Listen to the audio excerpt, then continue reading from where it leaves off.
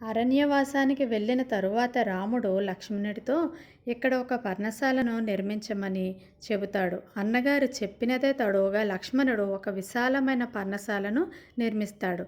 మెత్తటి చాప వలె విశాలమైన ఆవరణం ఏర్పరిచి అన్న ఎదుట సావధానంగా నిలబడ్డాడు లక్ష్మణుడు.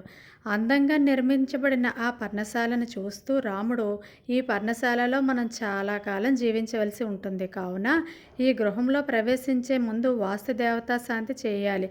అందు నిమిత్తం నీవు వెళ్ళి లేడి మాంసం తీసుకొని రా, సాలపూజ చేసుకుందాం అని చెబుతాడు. వెంటనే లక్ష్మణుడు అక్కడ కృష్ణసారము అనే లేడి మాంసం సిద్ధం చేస్తాడు. రామ, ఇక దేవతా పూజ ప్రారంభించవచ్చు అని తెలిపాడు. అప్పుడు రాముడు శుచిగా స్నానం చేసి వాస్తు పూజ చేసి అడవిలో దొరికే కందమూలాలు, పండ్లు, పక్వమైన మాంసం పెట్టి సకల భూతాలకు తృప్తి కలుగచేశాడు. ఆ పర్ణశాలలో ప్రవేశించగానే అయోధ్యను విడవడం వలన వారిలో కలిగిన దుఃఖం మొత్తం మటుమాయమైపోయింది.